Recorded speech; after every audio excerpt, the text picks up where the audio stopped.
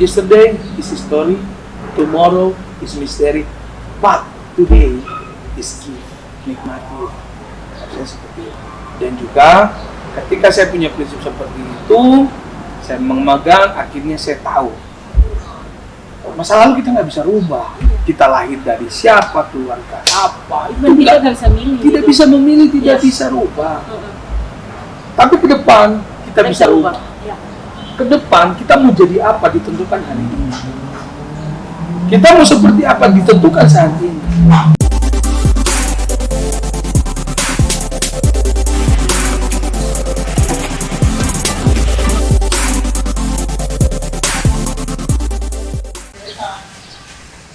Dia mulai timbul kecewa. Timbul kekecewaan itu maksudnya begitu. Ada anak yang baru, misalnya adik-adik yang baru, ada anak yang baru. Kita yang sudah lama ini mulai dilupakan. Ya tetap beliau, bapaknya ketemu peluk, sayang, tidak berubah. Cuma kadang-kadang kita berubah. Misalnya bapak lagi sibuk gini, ada yang jadi akhirnya kita belajar untuk fight sendiri sampai ini kah gitu. Jadi saya kecewa seri 2. Tapi di situ mulai bergeser, seorang bapak harus maksudnya tidak seperti yang saya bayangkan. Itu mulai bergeser paradigma itu ya, paradigma yang apa namanya yang tertanam di saya ya bapak itu. Karena beliau ajar. Papa sebenarnya kan papa di surga, itu sangat sayang, itu mulai berubah. Oleh konsep dalam pikiran saya itu mulai berubah.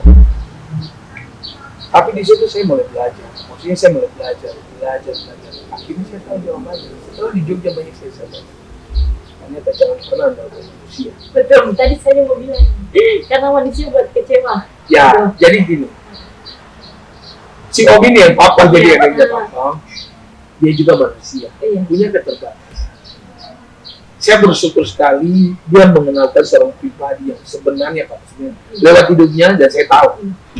Tapi Tuhan punya rencana yang lain. Maksudnya lewat dia itu cuma sementara, perantara saja. Dan kita harus kejar yang harus kita tahu bahwa ada yang lebih mengasihi kita dan tanpa batas dimanapun kita berada, dia selalu ada. Itu Tuhan. Itu Papa yang sebenarnya. Dan itu saya belajar. Caranya bagaimana? Yang mengerti kehendak Tuhan. Lewat apa? Lewat Tuhan. Bisa. Tadi kakak bilang seperti apa? Timbul rasa Kecewa yang kedua kali. Nah, kecewa kedua kali cukup lama. Itu saya. Kalau dari kejadian mana sampai harus kecewa itu? Ya itu jadi saya nggak ingat kejadian mana yang sampai membentuk tidak. Tapi begini, tidak pernah kita ceritakan, tidak pernah kita keluarkan kita rasa kecewa terkumpul sampai satu kali meledak itu sudah jauh. Jadi sedikit kita nggak cerita langsung sekali meledak kita sudah melangkah terlalu jauh. Melangkah jauh melenceng terlalu jauh dan akhirnya sudah hilang arah. Sudah nggak sesuai hilang arah jauh sekali. Nah seperti itu. Akhirnya saya jatuh lagi. Kedua kalinya maksudnya sudah dia akan jadi saya jatuh lagi. Dan ini sepertinya lebih parah dari yang sebelumnya. Lebih parah. Kalau yang dulu saya nggak kenal pribadi Tuhan. Jadi waktu diambil, saya kaget, saya langsung nyaman ya dalam Tuhan. Itu kalau dipertahankan, kita tetap nyaman. Tapi ini sudah kenal Tuhan, saya mulai kecewa. Dan saya kecewa terhadap hidup saya lagi, saya kecewa terhadap Tuhan. Jadi ketika ada yang kasih kebenaran firman Tuhan itu masuk, saya kebenaran ini. Terus saya mengalami kayak gitu.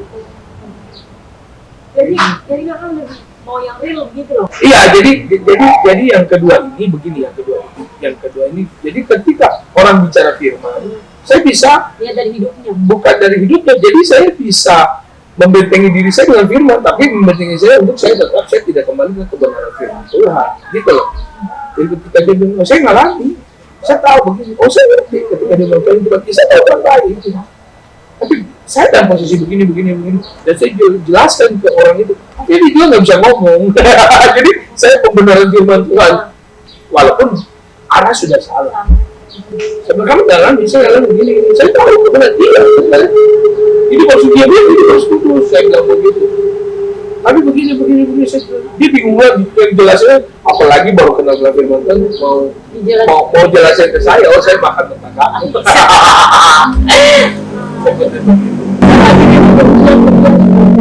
Saya nggak selesai. Saya tidak selesai. Saya kuliah, berantem sama papa juga waktu papa marah-marah. Marah dalam hal? Jadi saya kuliah waktu itu saya ambil akademi komunikasi. Komunikasi saya ambil advertising, periklanan. Jadi semester 1 itu kalau nggak salah dapat 3,2 atau 3,4. Ya udahlah, kalau kalian dapatnya 3,2 sudah. Percaya saja. Lalu semester 2 itu jadi karena kuliahnya di Jogja waktu itu kan sistem nilainya itu kan kita bisa ngecek sendiri ya. Cuman zaman itu saya nggak tahu sekarang, kalau kuliah sekarang itu transkrip nilainya jadi hard copy. Kalau zaman itu hard copy dikirimkan ke Dosen. bukan ke alamat rumah. Oh. Jadi Kantor pos begitu. kayak pakai kantor pos begitu. Waktu itu saya kasih alamat rumah, yang alamat orang tua itu kan di Manokwari. Jadi cuman waktu itu dia keluar yang hard copy-nya itu IP yang kedua itu 2,9. Tidak, tapi belum ada satu mata kuliah yang belum masuk. Oh. Ada siaran yang di bawah nanti tunggu satu mata kuliah yang masuk. Nah, cuman 2,9 sudah keluar. Bukan 2,9, 2,7 apa 2. Iya, pokoknya sekitar 2. Minimal lah. Ya, pokoknya 2,7 gitu. Nah, dikirim ke rumah Manokwari sama alamat Jogja Wali. Waktu itu Kak, kos-kosan ke tempat yang kami tinggal. Wali. Ya Wali lah istilahnya. Kalau masuk, saya dimarah-marahin. Saya bilang ini belum semua. Kak, ada yang ya, waktu itu papi percayakan. Kami tinggal dengan itu. Saya dimarahin. Apa namanya? Saya bilang, ini belum semua kan? Iya, tapi ini 2,7. Mau tambah paling tambah berapa gitu. Saya pikir ya sudah nanti kan saya bilang. Cuman waktu itu dia nggak print ulang lagi karena satu kali keluar.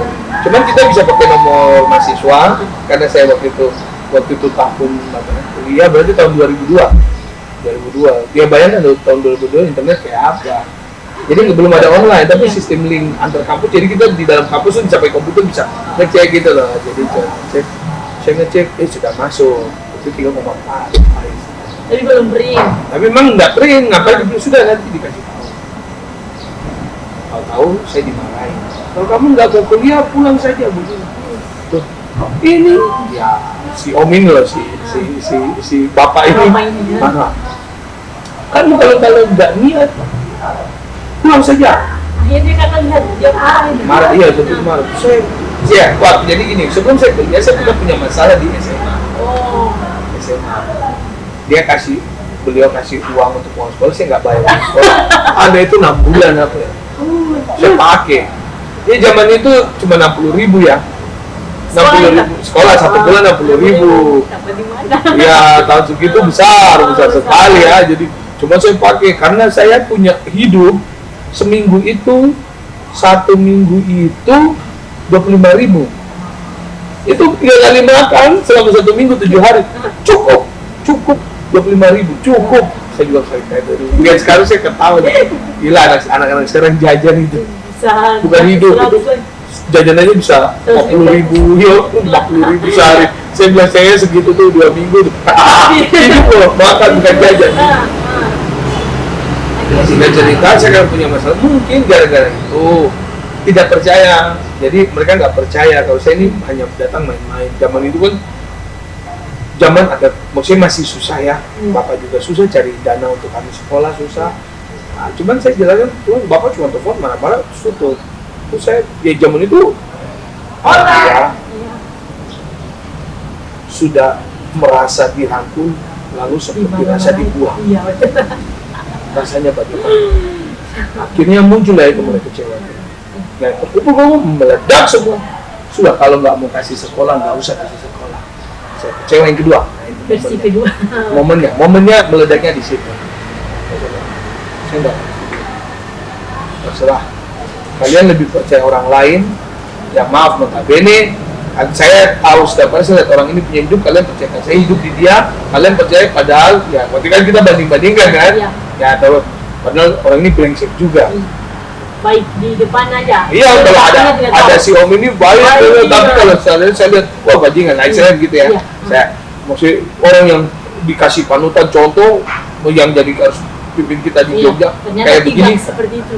Ya bukan, saya tahu kehidupan aslinya real. Jadi makanya kalau sekarang ini ada istilah begini, kamu kelihatan hebat di luar, hebat dalam rumah dulu. Tidak munafik. Munafik kalau kamu bilang, oh kamu punya pelayanan hebat sekali di luar sana. Kemarin saya dengar statementnya dari bukan Pastor Jerry yang Ambon itu keren sekali. Jadi pada sanani lah itu. Ya itulah. Akhirnya main bola. Beliau cuma bilang begini. Jadi papa itu hebat dalam rumah. Jadi ayah itu hebat. Iya. Dilihat anak baru gini. Saya juga pikir betul. Maksudnya Paulus bilang, Rasulullah Paulus bilang, kayak bisa Rasul. Sorry ya itu. Maksudnya Rasul Paulus kan bilang hebat itu. Bukan hebat. Pertanyaan dalam pertanyaan dalam Yesus. Kamu nggak usah iklan, nggak usah wah dengan sendiri. Ketika bertemu itu pasti bertemu keluar.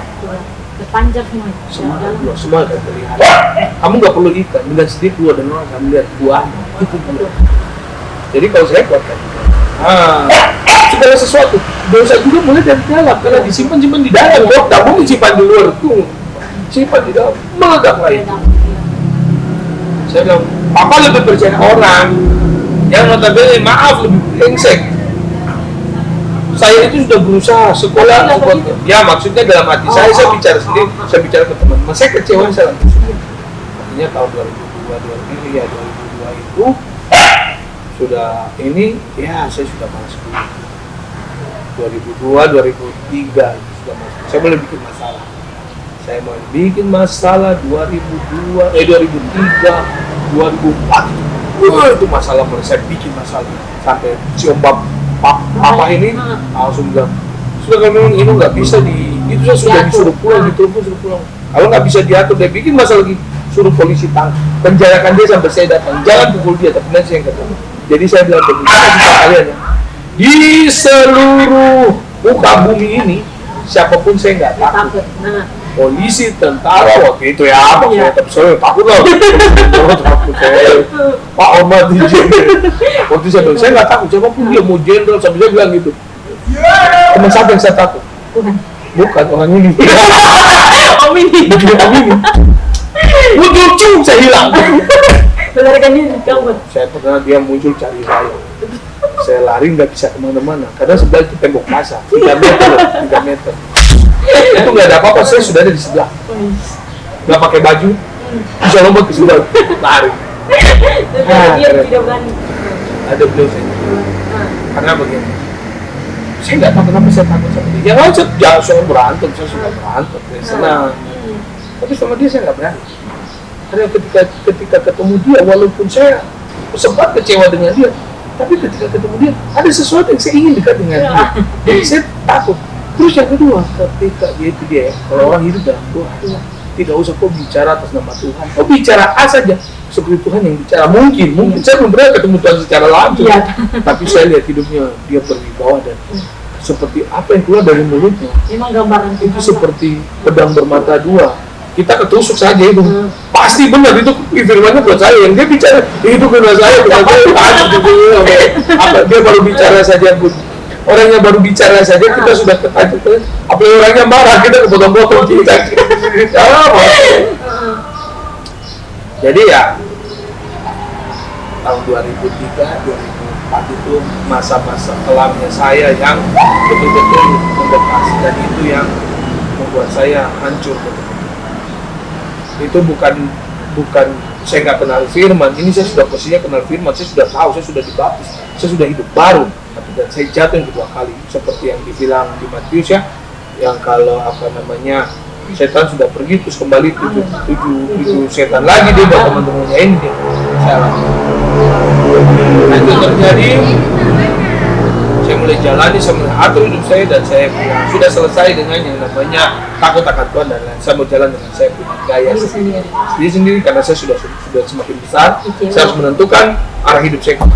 Karena saya lihat teman-teman saya berhasil, Mereka tanpa Tuhan pun berhasil.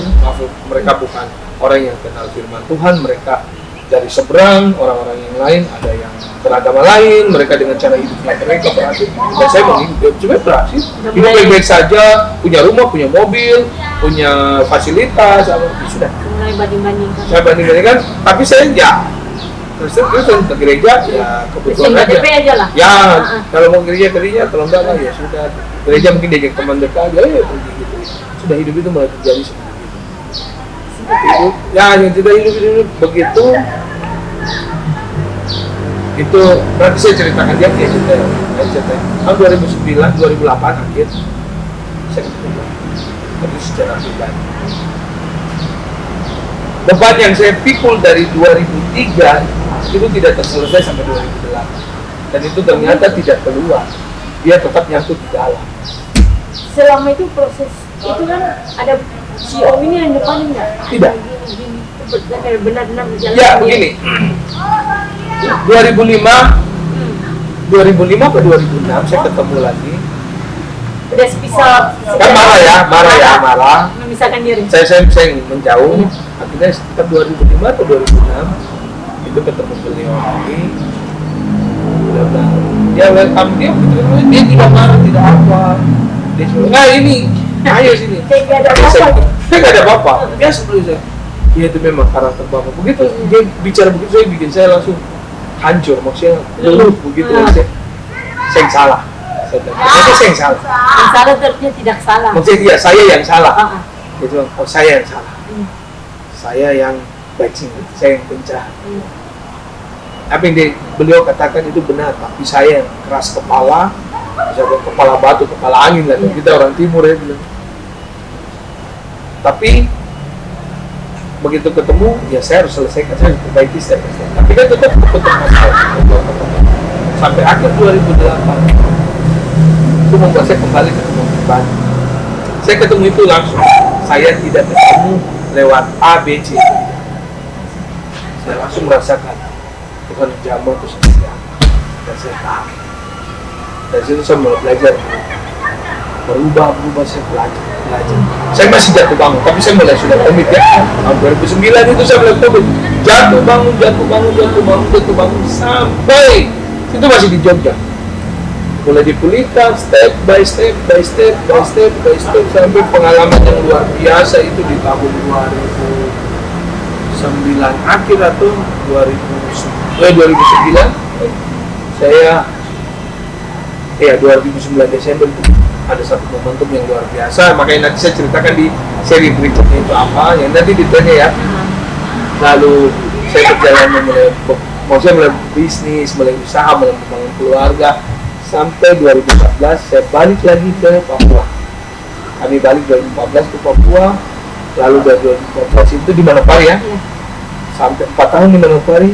2018 kami pindah ke Nabire.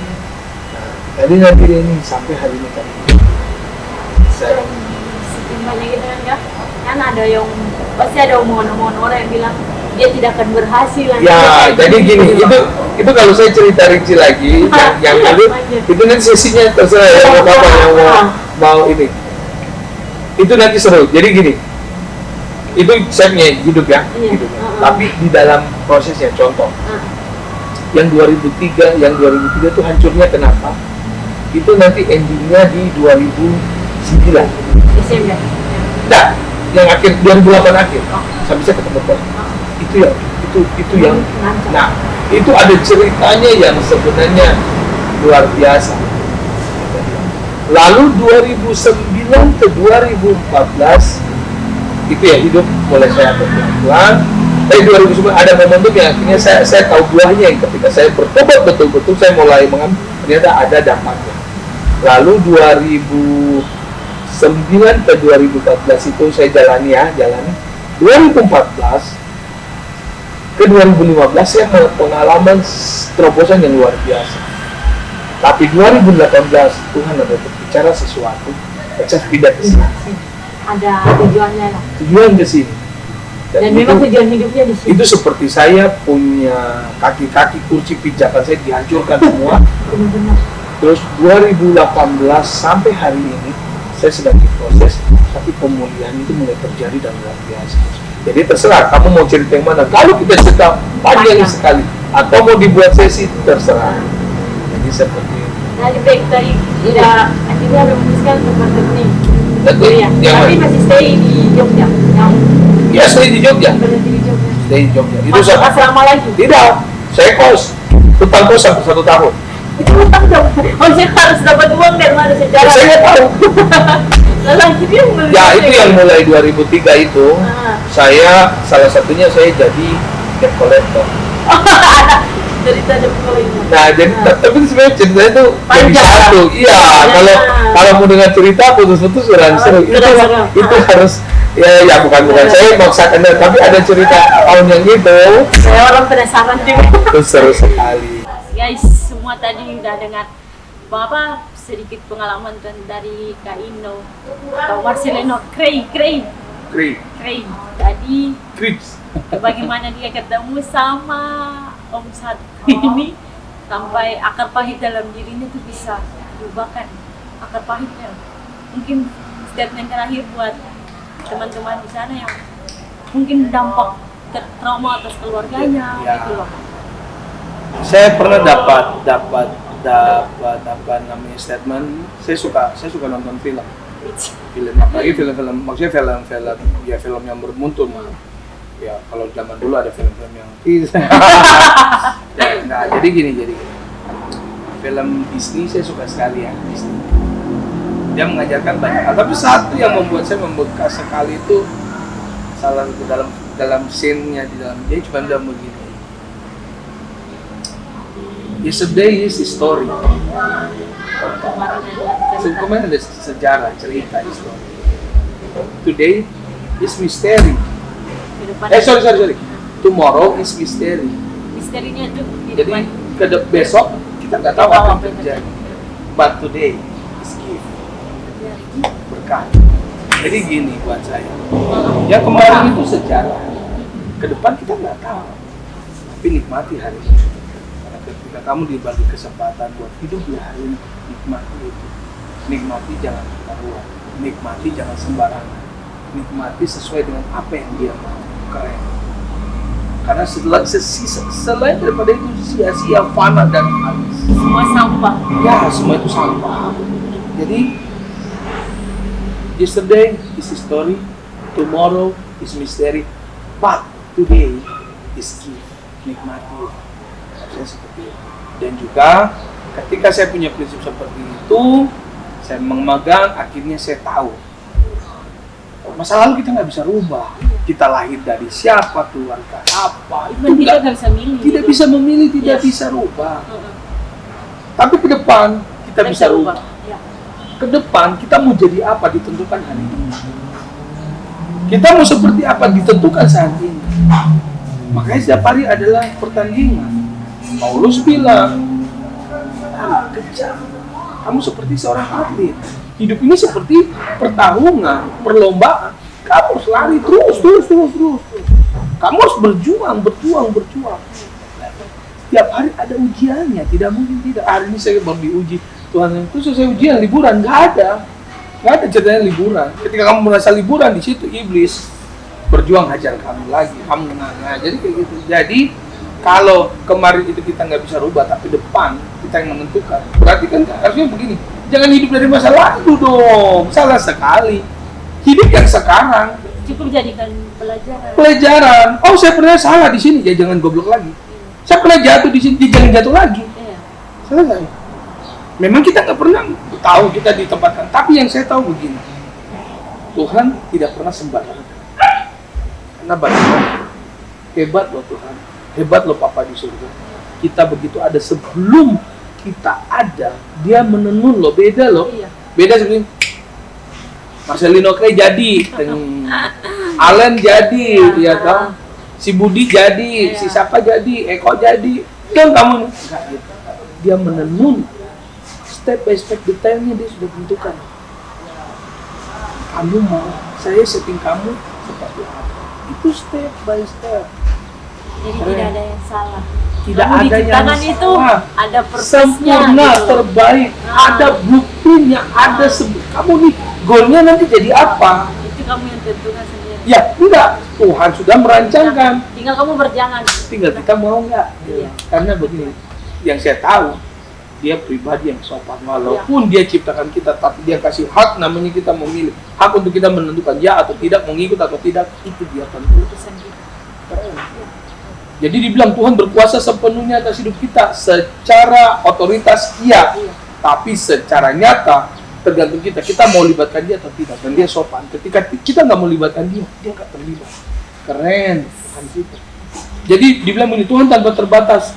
Secara umum sejak Tuhan manusia iya, tapi kenyataannya dia bisa terbatas.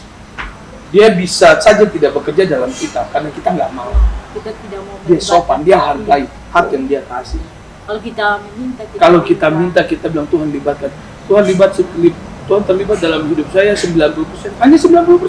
Karena kau izinkan sih 60%. Ternyata 10%. 10% buat iblis itu sudah sesuatu yang anugerah buat dia untuk hancurkan iya. kita. Udah jadi goalnya iblis. Oh, nggak usah itu 0,001% saja. Kesempatan itu dibilang nih, celah ada titik loh, titik saja dia kasih habis semua kita. Jadi saya punya masa lalu yang tidak, maksudnya buat saya itu sesuatu yang wow, dan lain-lain.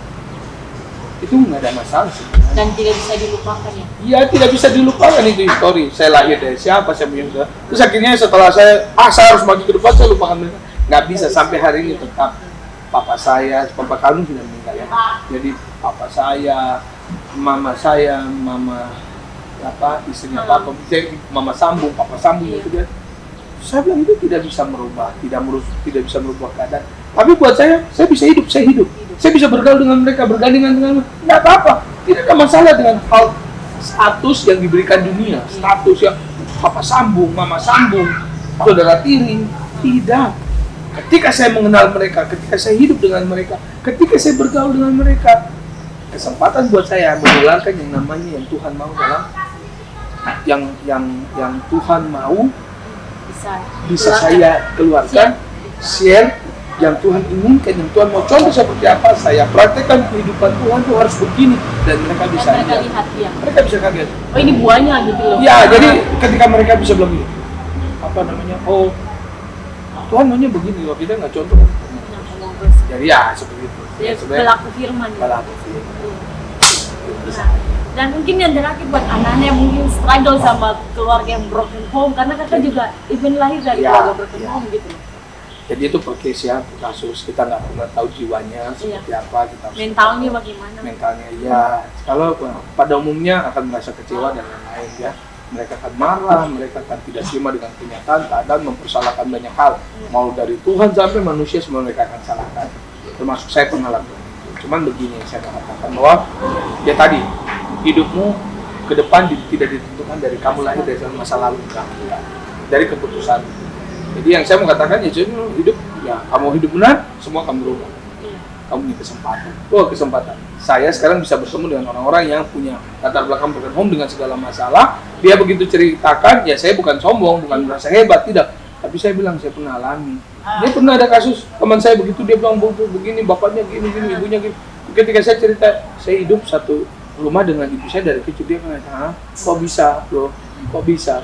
Ketika saya jelaskan, saya cerita, dia akhirnya nggak bisa ngomong, karena dia tahu kamu ternyata lebih parah. Cuman bukan berarti saya bangga. Terus saya, ayo sudah kita nakal bareng-bareng. Enggak, salah. Ambil keputusan, hidup benar. Ada firman Tuhan, kamu nggak usah takut. Kalaupun maaf kata sorry ini, kalau orang tua kita brengsek begini, cukup mereka yang brengsek. Itu kehidupan mereka, pribadinya mereka, urusan mereka. Kita nggak usah. Kita nggak usah. Mereka bilang, ada istilah buah jatuh ya tidak jauh dari pohonnya, yaitu kamu. Saya bilang kenapa? Ya kalau buah jatuh dari pohonnya berarti papa kita sebenarnya kan Tuhan Yesus. Ya kan papa sebenarnya. Berarti kita harus nggak boleh berbeda jauh dengan Tuhan Yesus. Papa yang sebenarnya siapa? Kan papa ini papa dunia. Kita diciptakan sama pencipta kita yang sebenarnya. Karena orang lebih banyak ambil statement yang itu cuma buat tidak jatuh teleponnya itu papanya yang kelihatan. Betul. Sebenarnya yang Yang di atas, karena kita diciptakan dari siapa? Ubah persepsi lah. Berubah ini. Yes, ubah. Jadi buat adik-adik atau teman-teman yang sampai sekarang belum bisa move on dari keluarga yang rasanya ini sebenarnya gampang, maksudnya gampang. Saya bisa hidup sampai hari ini bukan karena kuat dan hebat saya, tapi ketika saya mengambil keputusan untuk hidup benar, mengambil keputusan untuk tidak hidup dalam bayang-bayang masa lalu, selesai. Maksudnya, dan saya pertahankan itu. Tidak sekali hidup terus akhirnya tidak. Saya ya tetap harus pertahankan karena kita masih apa dalam perlombaan. Nafas masih hidup hari ini ya, buka mata tadi pagi masih hidup. Berarti hari ini kita harus berlomba. Siapapun dia, selama masih ada di bawah langit, di atas bumi, Masih berlomba. kita harus berlomba. Kita harus lari, kita harus mengejar menuju garis finish yang telah ditentukan. Kita sampai kapan? Kita nggak tahu kan, kita sampai kapan. Tapi yang saya tahu, hal yang pasti, ya, kita nasibnya sama, berakhir dengan mati secara jasmani. Mumpung masih hidup, kalau sudah mati, tinggal kita pertanggungjawabkan saja. Ya, apa yang tadi? Apa yang kita Ya. kerjakan, ya Itulah. itu saja. Yang tadi Kak Gre juga, Kak Inu juga bilang berdamai sama diri sendiri, mengasihani diri sendiri itu kan bagi orang kan sulit. Ya. Tips dari Kak Inu. Sebenarnya begini, sebenarnya begini, orang saya juga bingung ya. Iya. Saya bingung mengasihani diri sendiri. Saya sih akhirnya tidak mengasihani diri saya. Jadi contoh. Contohnya gini. Ketika saya butuh sesuatu, saya nggak bisa bilang, oh, saya nggak mampu, saya tidak butuh. Kerja. Kamu mau sesuatu. Saya mau punya motor. Kerja. Yang sama kehidupan. Jangan mengasihani diri sendiri. Kenapa? Kamu jangan dari diri kamu sendiri. Banyak loh di sana yang membutuhkan lebih parah dari kamu. Jadi keluar kerja, stop menangis, stop bersedih, stop jadi manja untuk diri kamu sendiri. Keluar, fight. Reservan. Loh, namanya orang berlomba lari, tenaga fisik harus kuat. Kau harus berani berhadapan. Apapun tantangan depan, harus kamu maju. Sampai kamu nggak bisa, sampai mentok. Oh ini kok nggak bisa, ada masalah dan ini. Jangan cengeng. Serius jangan cengeng. Kalau ada masalah, itu saatnya kamu diam dan kamu lihat papamu sudah dia akan kerjakan sesuatu yang begitu. Nah itu yang dibilang, kerjakan bagianmu, nanti sisanya apa yang kerja. Lebih ke apa ya? Surrender lah, berserah lah. Iya berserah, Bukan bukan menyerah dengan keadaan, Nah, tapi berserah kepada yang punya langit dan bumi. Bukan pasrah tapi berserah. Ya pasrah kepada dia. Iya. Maksudnya pasrah tuh, Tuhan ini saya secara ketuhanan, secara apa namanya kedahsyatan itu kan kita ini nggak ada apa-apa. Kita butuh penopang, kita butuh sandaran. Jangan bersandar kepada uang, jabatan, kekuatan, jangan. Ada di sini. Karena di bawah langit, di atas bumi ini, semua yang ada itu fana, jabatan, uang yang ada itu sudah lama. Tapi kalau kau bersandar kepada yang punya semuanya, yang punya kekuatan, di situ kau lihat dia pakai kamu itu menyala. Ketika semua dipasang tembok, ya sudah diam aja, tunggu dulu. Jadi bukan apa-apa. Itu kerja sesuatu nggak selesai dulu nggak bisa. Terus sudah sabar pas sama Tuhan. Kalau saya bodong, enggak. Pokoknya sampai titik terakhir, kamu udah tidak mampu lagi orang Tuhan pegang kendali. Ya kalau makanya saya sampai sekarang saya begini, saya kerja. Bukan berarti saya mata duit dan saya gila kerja, tidak. Ketika ada kesempatan saya kerja. Saya harus totalitas di situ. Karena Tuhan, apa mau saya begitu, saya akan kerjakan. Ketika dia bilang ini istirahat, saya istirahat. Ada waktunya, ada timing, ada waktu. Saya tahu.